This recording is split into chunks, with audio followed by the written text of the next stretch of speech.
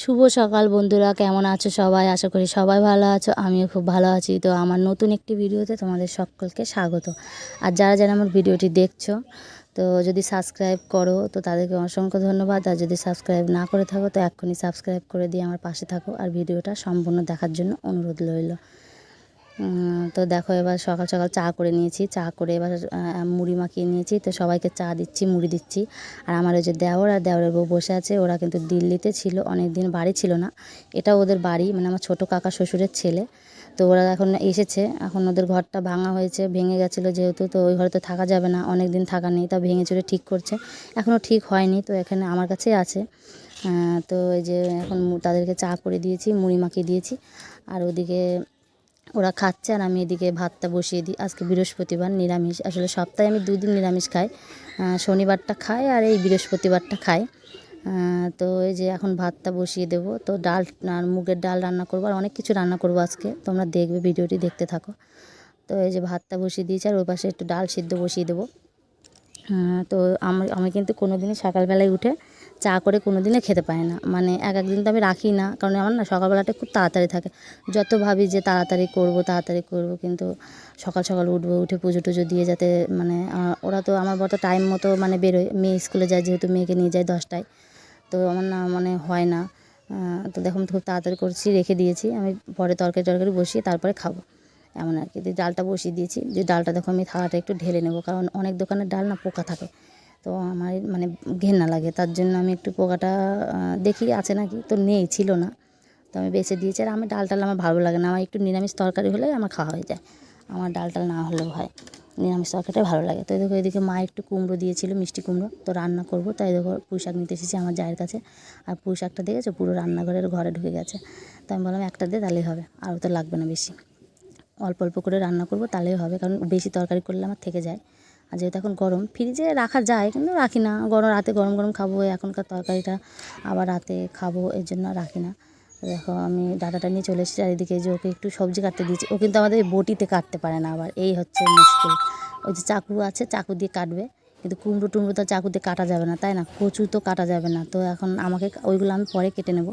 ওকে আমি দিয়েছি যতটা পারে কাটুক। তো ওইদিকে দেখো আমি ডাল সিদ্ধ বসিয়ে দিয়ে, ভাত বসিয়ে দিয়ে, এদিকে ও সবজি কাটছে। আর আমি এদিকে বসে চাটা খেয়ে নিচ্ছি তাড়াতাড়ি করে। তো এত তাড়াতাড়ি খাচ্ছি না, আমি একটু স্পিড করে দিয়েছি, তার জন্যই এরকম মানে লাগছে। তো এবার খেটে নিয়ে কিন্তু আবার উঠে যাব, মানে আমার শান্তি নেই যতক্ষণ না মানে কাজে বেরিয়ে না যাবে, ততক্ষণ মানে আমার নিস্তার নেই।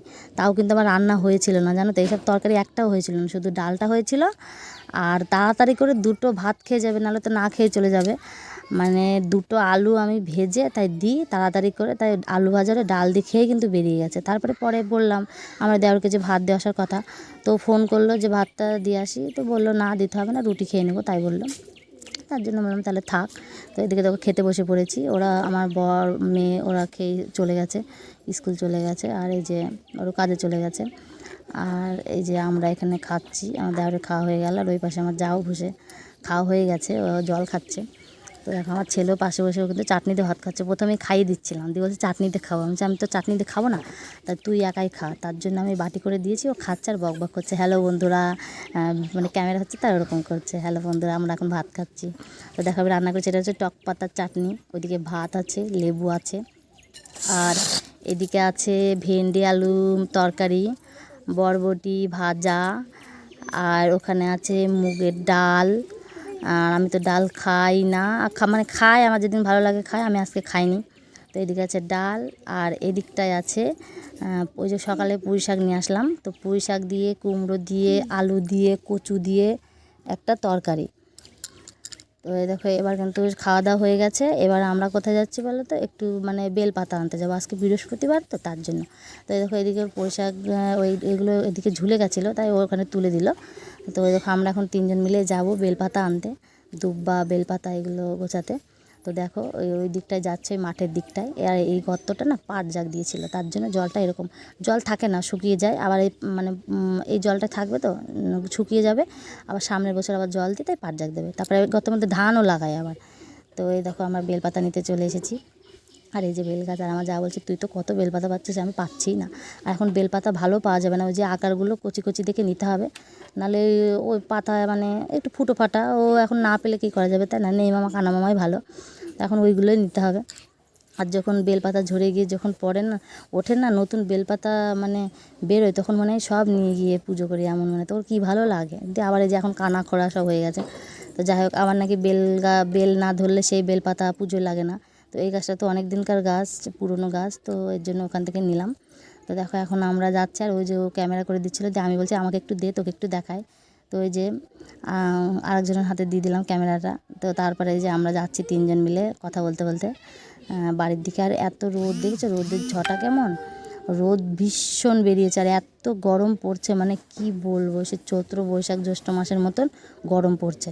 কিন্তু আশ্বিন মাস পড়ে গেছে তাও এত গরম। 2 দিন বৃষ্টি হলো, আমার মনে হয় আবার বৃষ্টি হবে সামনে, সবাই বলছে তাই শুনছি। তো এই দেখো আমাদের বাড়িতে দুব্বা বেরিয়েছে এখানে কত, তো এখান থেকে দুব্বা তুলে নিচ্ছে। আর দেখো তুলসী পাতা, অনেকে মানে এমন আছে যারা টাউনে থাকে, তারা তুলসী পাতা এইসব কিন্তু কিনে নিতে হয়, তা না? আর এই যে আমার শাশুড়ি ভোরবেলায় উঠে ফুল টুল তুলে রাখে, উনি রাখে, আর আমার জন্য প্যাকেটে করে ওখানে রেখে দেয়। গাঁদা ফুল আছে, সাদা ফুল আছে, দোপাটি ফুল আছে, আর ওই ফুলটা কী আমি জানি না মানে নাম।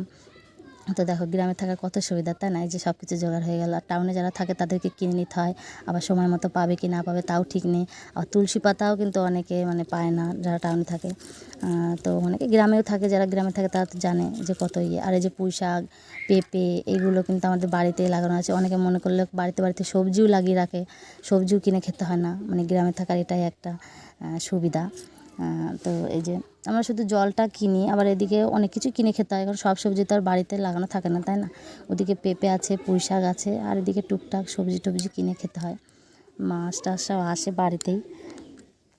তো দেখো এবার হচ্ছে ঘরটা ঝাড় দিয়ে নিচ্ছি। ঘরটা ঝাড় দেওয়া হয়ে গেলে তারপরে ঘর মুছবো, সেটা তোমাদেরকে দেখাবো যে ঘর মুছবো। তো এবার আমি কলপাড়ে যাব, কলপাড়ের থেকে জল নিয়ে আসবো। আর দেখো জামা কাপড় মানে কালকে কেচে দিয়েছিলাম, শুকায়নি, সেই জামা কাপড়গুলো আজকে মেলে দিয়েছি, তুলে নেব, নাহলে এত রোদ পড়ছে না, জামা কাপড়গুলো জ্বলে যাবে। দেখো এবার বালতি করে জল নিয়ে গিয়ে এবার ঘরটা তাড়াতাড়ি করে মুছে নেব।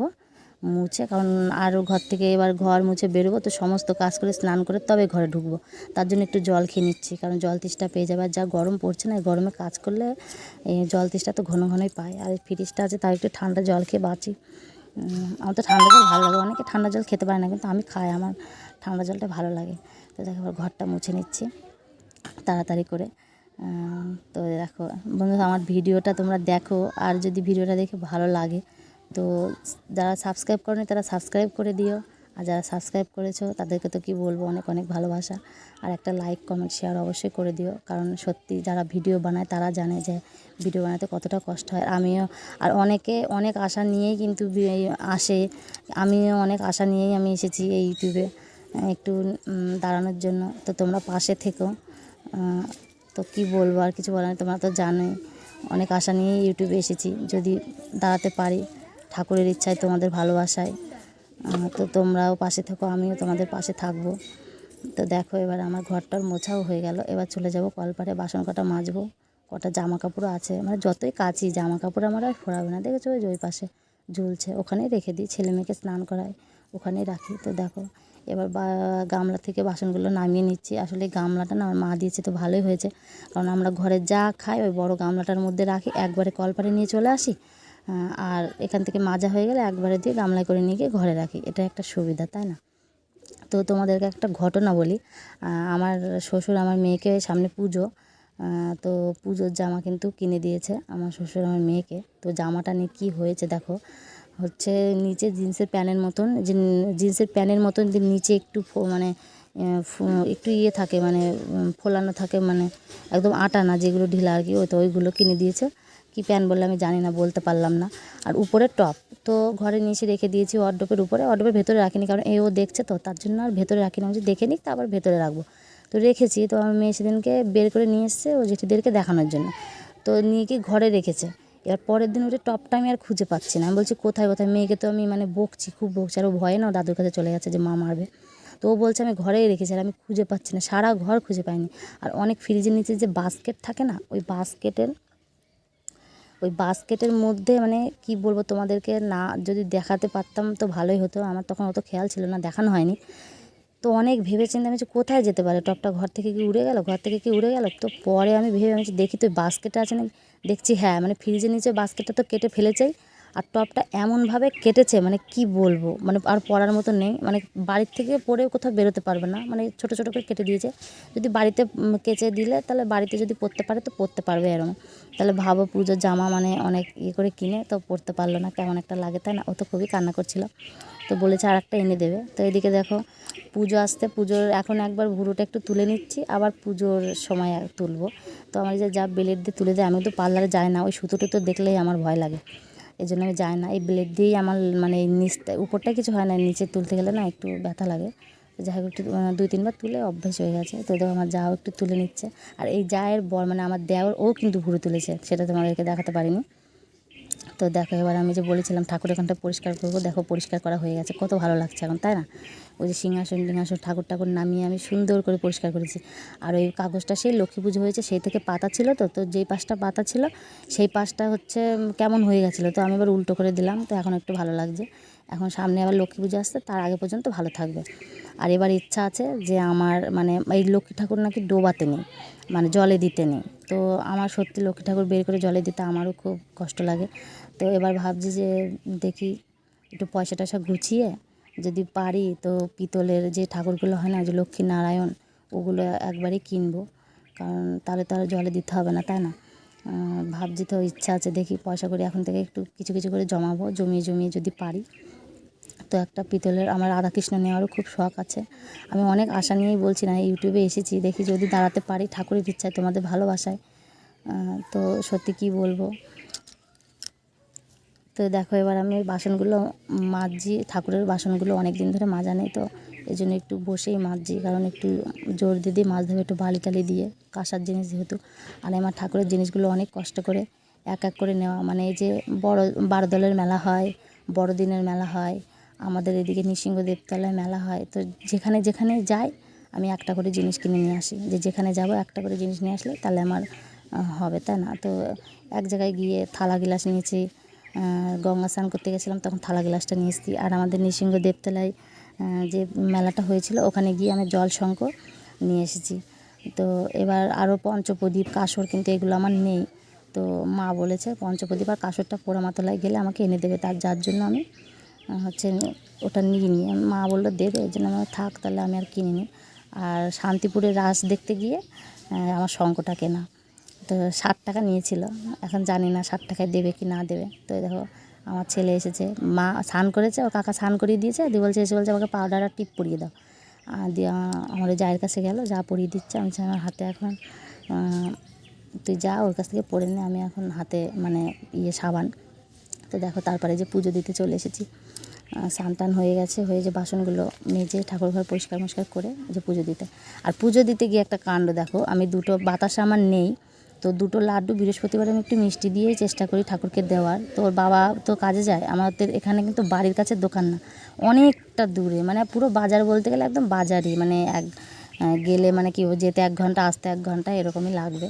তো যাওয়া হয় না, অনেকটাই দূরে, মিষ্টির দোকান টোকান পাশে নেই। তো বাবা কাজে যায়, যদি বলি মানে যদি বৃহস্পতিবারে পুজো দিই তাহলে আমাকে বুধবারে বলে রাখতে হবে আনতে, বুধবারে নিয়ে এসে রেখে দেবে, সেইটা আমি বৃহস্পতিবারে দিতে পারবো এমন আর কি।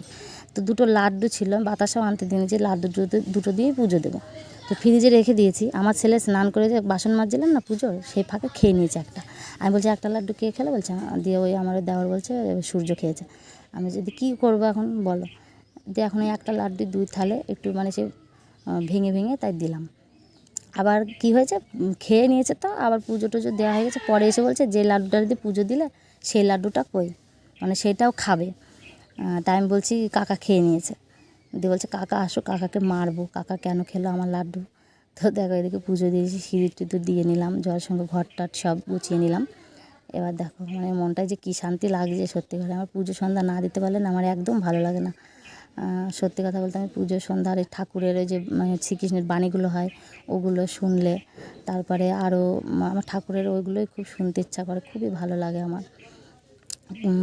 তো দেখো এবার পুজো টুজো দিয়ে নিচ্ছি।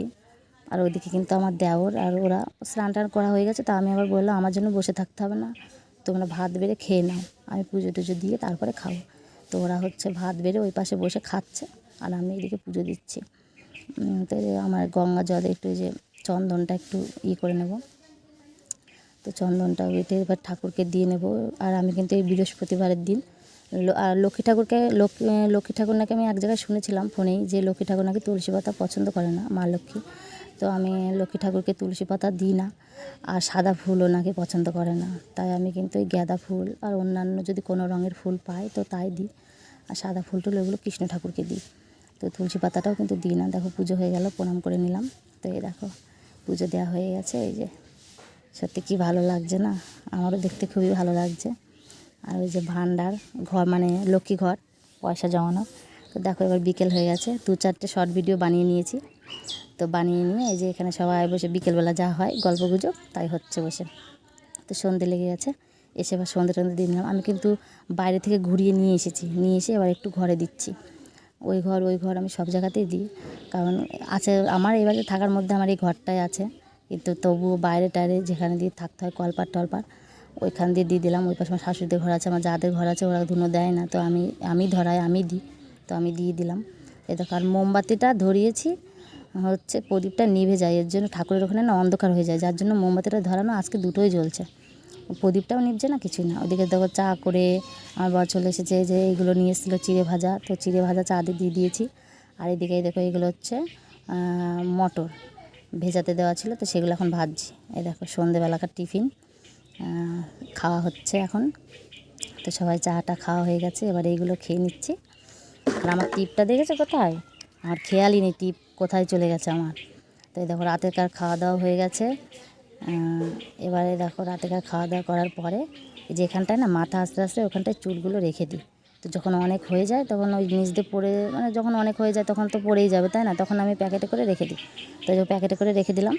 আর চুল দিয়ে আমার অফুরন্ত জিনিস নেওয়া আছে, তোমরা দেখতে চাইলে কমেন্ট করে বলতে পারো, তাহলে আমি দেখাবো। এর আগের ভিডিওতেও বলেছিলাম অনেক জিনিস নেওয়া আছে।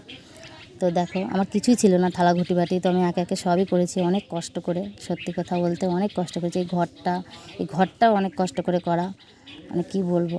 তোমরা আমার সাথে থাকো তাহলে সব কিছুই তোমরা জানতে পাবে, আমার প্রথম থেকে মানে শুরু থেকে শেষ তো বলতে পারবো না, তো শুরু থেকে এই পর্যন্ত কি করেছি কত কষ্ট করে, তো তোমাদেরকে সবই আস্তে আস্তে বলবো, তোমরা সবই দেখতে পাবে। তো আমার পাশে থাকো, আমার চ্যানেলটিকে সাবস্ক্রাইব করে দিয়ে। আর দেখো সকালবেলায় যদি উঠে জলগুলো ভরতে যায় তো আমার এমনি আরও দেরি হয়ে যাবে, এই জন্য আমি রাতের বেলাতেই জলগুলো ভরে ফ্রিজে দিয়ে রাখবো, যাতে সকালে উঠে জলগুলো আমার না ভরতে হয়, তা না একটা কাজ তো আগিয়ে থাকবে।